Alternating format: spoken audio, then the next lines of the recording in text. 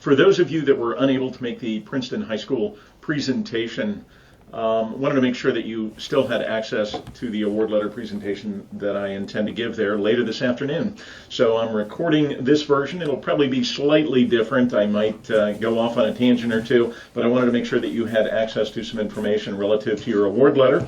And obviously I've titled this presentation Good News, Bad News, and Making Both Better. What I want to impress on you is that your award letter might not be as good as it can get. So bear with me, kind of follow along, and hopefully by the end of this presentation you'll have some action items that you'll commit to taking that will put you in a much better position and potentially reduce your out-of-pocket expense for college, which I assume is at least one of your objectives, not to overspend on college. We only have 30 minutes for this presentation, and I'm going to try to keep this one to even less than that because it is a replay and I'm just going to get to the facts here. But the bottom line here is that in October of last year, 2019, those of you with a senior here at Princeton were able to complete the FAFSA form. Remember that? That's the free application for federal student aid. If you haven't already completed that and you have a senior, get on it.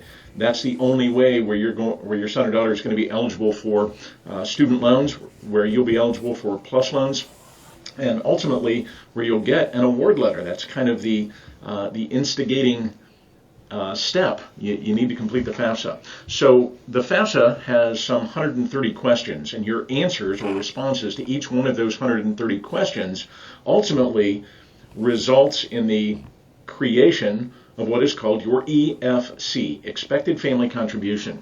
Now, the EFC, your Expected Family Contribution, is what I call the mitigating factor on the sticker price of college. The sticker price is COA, cost of attendance. Now, I don't want to get too mired in acronyms here, but COA, cost of attendance, includes tuition, room and board, books, fees, transportation, and what they call miscellaneous expenses. Every single college, 4,000 campuses across the United States, have a COA. Your EFC, remember this is the product of submitting the FAFSA. It says how much you can afford to pay, your expected family contribution. Your EFC is compared to the COA, cost of attendance. Now, if your EFC is lower than the cost of attendance, the difference is how much financial aid eligibility you'll have. If your EFC is higher than the cost of attendance, chances are pretty good you're going to pay the entire cost of college. So, the lower your EFC, the better your prospects for financial aid become. If your EFC is higher than COA, your award letter may not be everything you want it to be. So, here's what I'm going to cover. For those of you that were unable, just with that as a kind of a basis for tonight's discussion, I'm going to talk about the typical award letter format. I'm going to actually show you an example of an award letter. I'm going to talk about an appeals process, and appeals are things that you might be able to do depending on what happened over the course of the last several years, and if your income changed or there were other changes to your family dynamic and so forth. But this is one of the steps we can take to potentially improve your financial aid award. And then number 4, you can see there, knowing, not assuming. The biggest mistake that parents and families make is assuming anything about their award letter. So I'm going to show you how you can avoid that, and I'm going to give you some resources that you can use to potentially walk through a process that could, I suspect, reduce your EFC, increase your financial aid eligibility, and potentially increase those award letters, which is, I expect, what you all want to do. And then if we have time during the presentation, we'll take Q&A. Since you're listening to this as a recording, if you do have any questions, my contact information is going to be at the end of this presentation, so listen to the end and send me an email. Give us a call. We're more than happy to answer questions. We want to make sure that if we can do something for you that reduces your out-of-pocket expense, that you're aware of the opportunities that exist. All right. So, as I mentioned, there's 4,000 colleges out there, and every one of them has a little bit different style of award letter that they give, but they're all going to show essentially the same types of things. What you're going to see on your award letter are going to be things like the award itself. You're going to see the cost of attendance or sticker price of college. You're going to see what your EFC is. So they're going to prove to you that, yeah, we got your FAFSA, this is what it said the EFC is, and then they're going to show you what your award is. Remember that the award is a one-year award. In other words, you're going to have to go through this process each and every year your student is in college. Financial aid is an annual process, and that's one of the problems with colleges in general. They can never really tell you what a degree is going to cost. You have to go at it from the standpoint of every single year applying for financial aid. Every single year your student is in college, you're going to have to complete the FAFSA, hopefully in October, and then you're going to wait until the following year to get your award letter. Award letters are going to be popped out saying, okay, this is what we've got in store for you this year. And your award letter is going to show you grants, scholarships, work-study options, and ultimately it will show you loans. Now, the thing about loans is that they are included in an award letter. You might not think that that makes sense. Award seems to be like good news, but by and large, the biggest chunk of most award letters is the recognition that if you're going to pay for college, loans are probably going to be the single biggest contributor to paying for those, unless you've got all the money saved up just to write a check every year. So here's what an award letter looks like. Now, again, they're all going to be slightly different, but this is an award letter that shows you the basics. And it's a sample. Again, some of them will look precisely like this. Some of them will take a different shot at it. They'll be delivered via snail mail. They'll also be delivered online. Typically, they're going to be addressed to the student. So make sure you're on the lookout for these things. As I know, having had 3 kids at one point, sometimes the mail that they get doesn't come directly to me. So be diligent about following up with your student to make sure that in the springtime of the year you're asking about award letters and have any come in the mail. First thing that you'll see on the sticker price, or second, somewhere on the letter, is going to be the cost of attendance. The estimated cost of attendance reflected on this screen, $61,826. Now, a lot of you are looking at that number saying, holy smokes, there's no way that anybody can afford $61,000 for a year of college. Believe it or not, this one is $20,000 less than some of the most expensive colleges. If you wonder who the more expensive colleges are and you want to keep up with the Joneses by proving you can pay way overpay for college, consider Harvey Mudd out in California, almost $80,000 per year. Anyway, $61,000. Now, award letters will show you the cost of attendance, but then they do a good job of breaking down that cost by element of cost of attendance. And they'll do that by semester or quarter, depending on the school's program.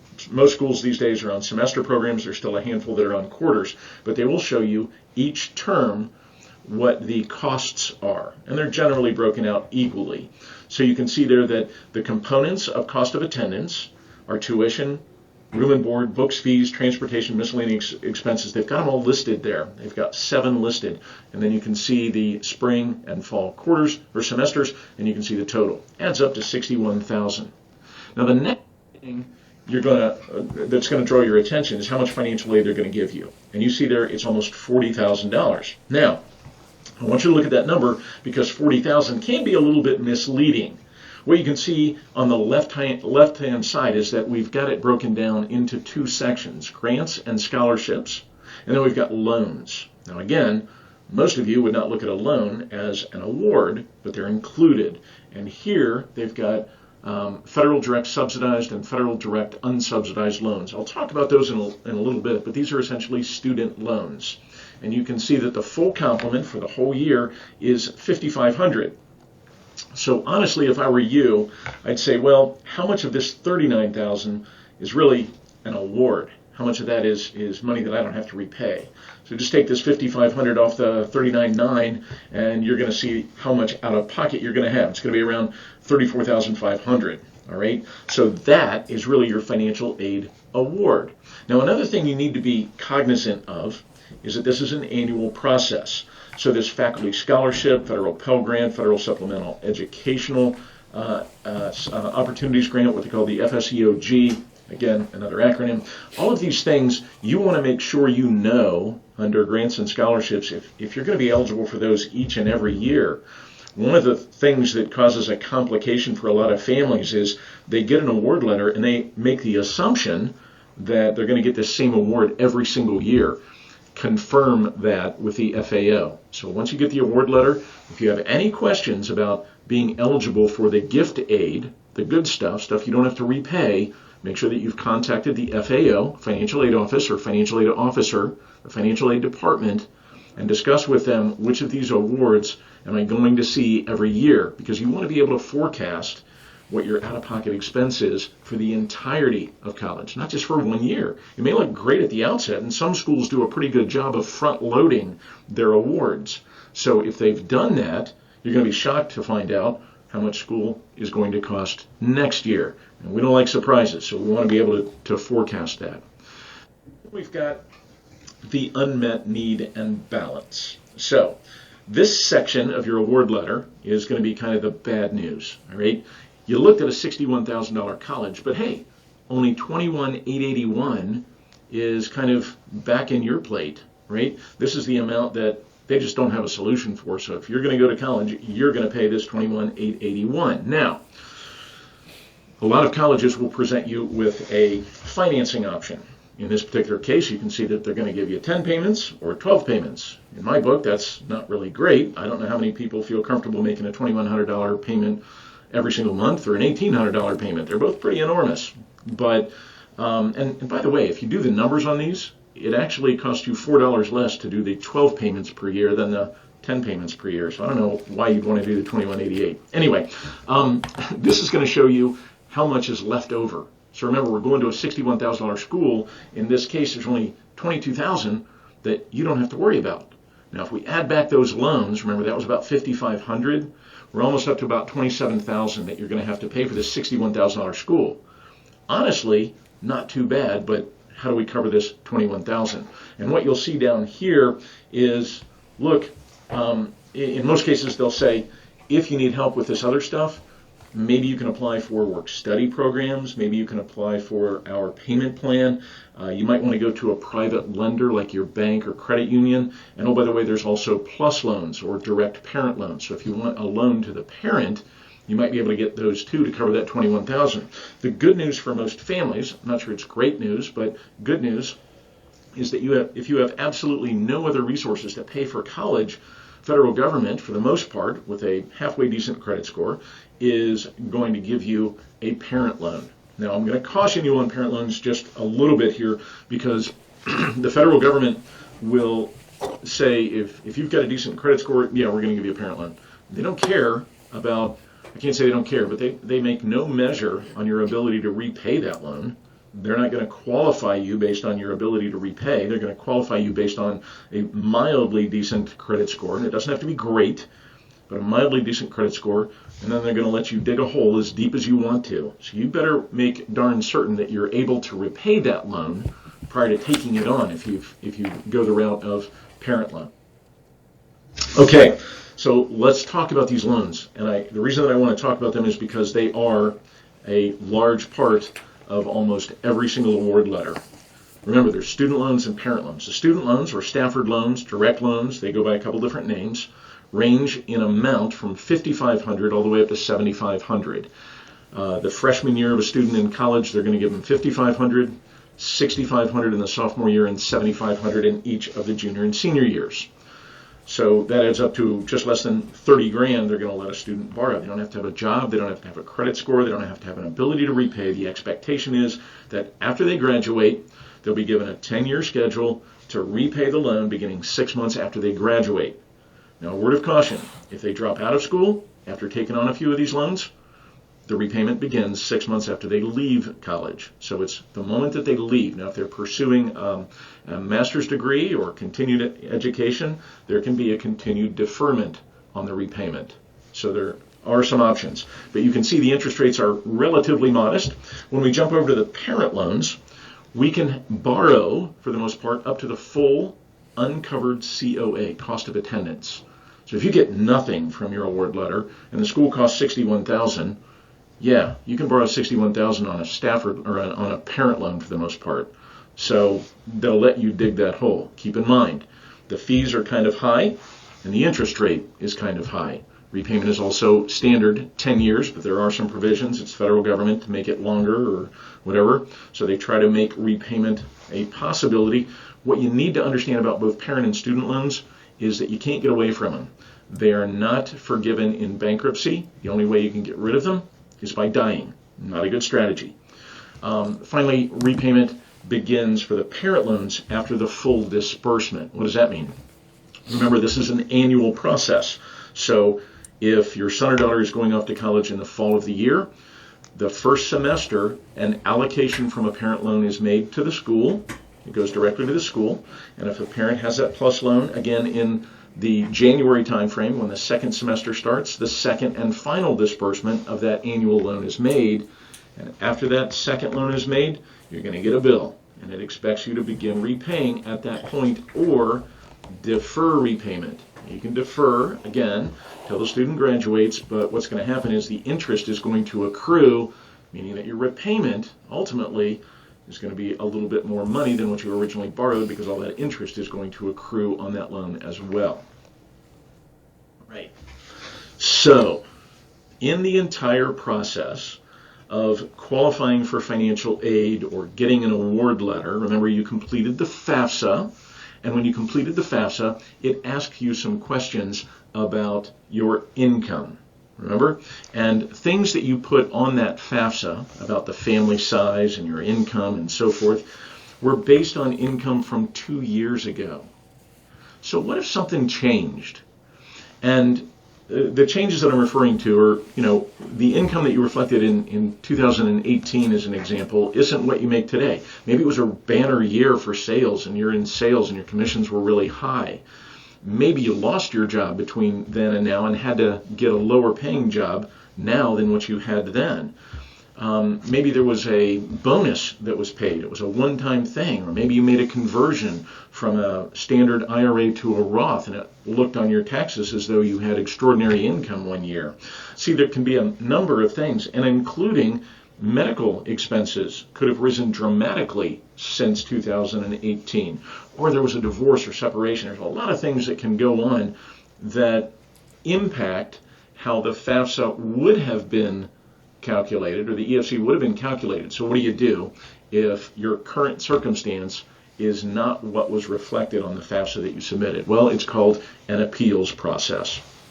There's no way to go back into the FAFSA and change things so they're more accurately represented as of today. FAFSA is very strict in its questions, and it says, what was your income in 2018? Now, if that income isn't right, now if you have recently divorced or recently been remarried or something has happened, now there's a process to go back to the FAO, and if that's the financial aid office, and what you need to provide them with are the documents that support whatever you're arguing. If you have a lower income now, take in your W-2s, take in your last paycheck, take in your tax return. If you were divorced very recently, take in the divorce decree. You need to have supporting documentation if you're going to ask for an adjusted award letter based on a changed circumstance. The other thing is you are going to ask. You're going to inquire. You are not going to demand. And at the front of this inquiry, at the front of bringing an appeal to an FAO is the student. Colleges want to talk to students, not mom and dads. All right? So the student needs to be their own advocate. Mom and dad, you can sit right behind them in that meeting, but it needs to be the student that calls the meeting with the FAO. It needs to be the student that presents the circumstance, and it needs to be the student who presents the facts. It is psychologically, it's a little more challenging for an adult to say no to a student than it is to a parent. That's in your favor to have the student advocate for themselves, but also from a legal standpoint, a lot of times colleges are prevented from communicating financial details of college with the parent because from privacy of information responsibilities, the college has to deal directly with the student. So understanding that, understanding the psychology, and having the student at the point of this meeting is always in your best interests.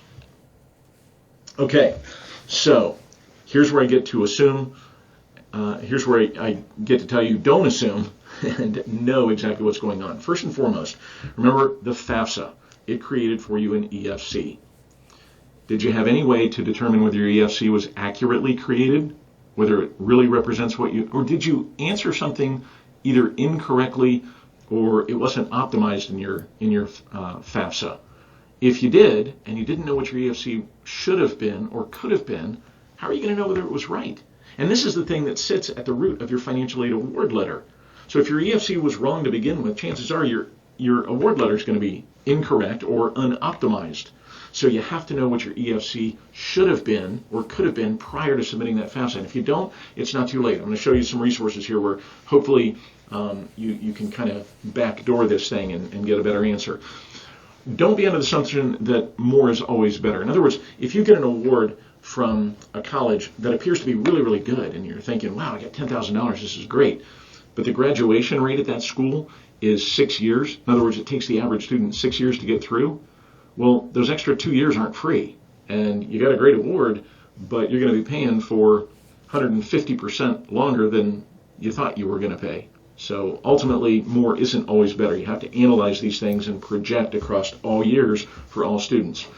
Don't just assume that your EFC and your award letter is what it is.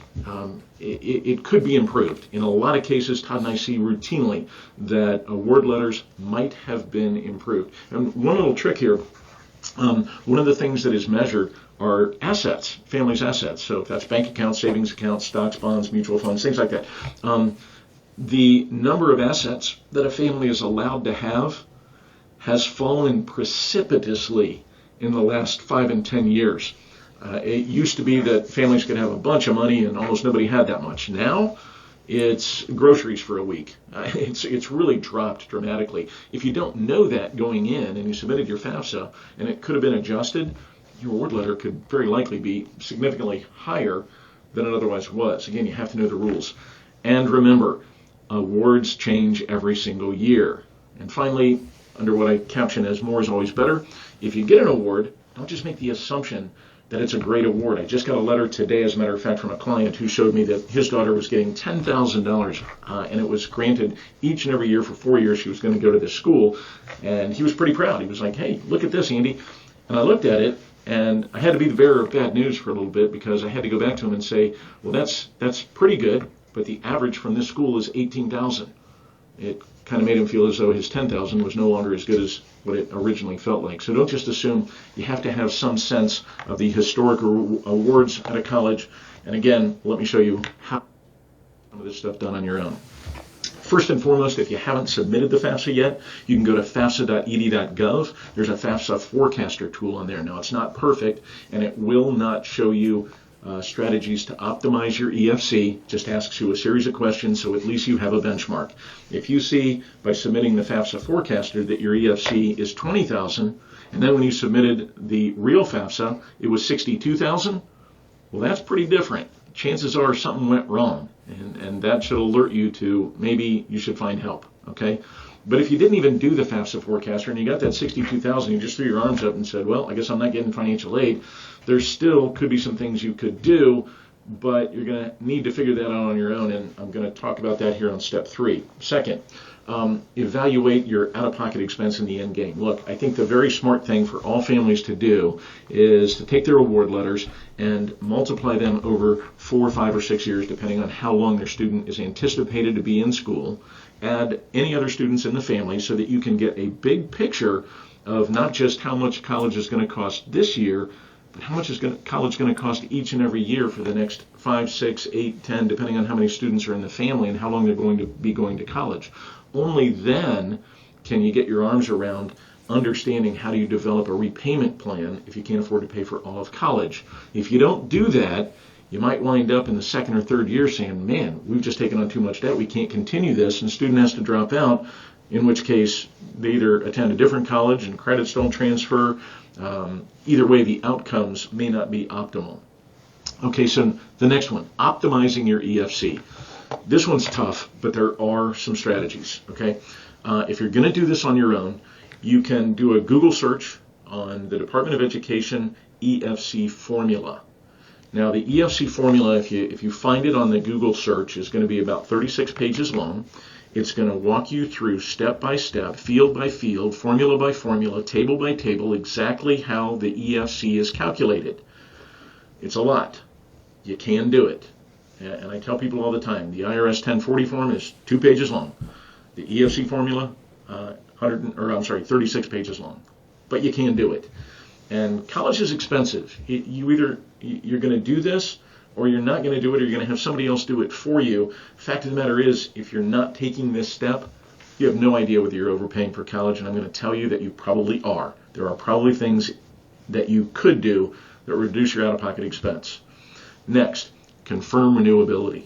Key here. Every single year you get the award letter, you're going to want to make sure that you've confirmed with the FAO which elements are going to be repeated year after year, which ones may not be. If the school has front-loaded, you might get that nasty surprise in year 2 or 3 that college is going to cost you a whole bunch more. And then number 4, review historic awards. Now, this one, again, is not necessarily easy, but you can use collegeboard.org, go to the financial tab on any college, and you should be able to find the financial aid performance of the school, showing you how much need they typically respond to and how much of that it comes in the form of gift awards. When you do that, you'll have a better sense of the average award from that school, and you can compare your award to that one. Now, having said all that, the other thing I'll tell you is this is exactly the stuff that we do for our clients. This is my little commercial. We offer a lot of free resources. We offer a lot of advice. If you have any questions, please feel free to reach out and give us a call. If you scan the QR code, you're going to hear a little video that I've done that gives you some further insights into the award letter. If you want a recording of this presentation, I've sent it to the school here. You can also ask for us for it, and we'll send that off to you. Bottom line here is, don't just assume that your award letter is the final. It could be optimized. I wish you the best in your college planning. If you do have any questions, please reach out, give us a shout, and take advantage of the things that we offer if you just feel overwhelmed in the process.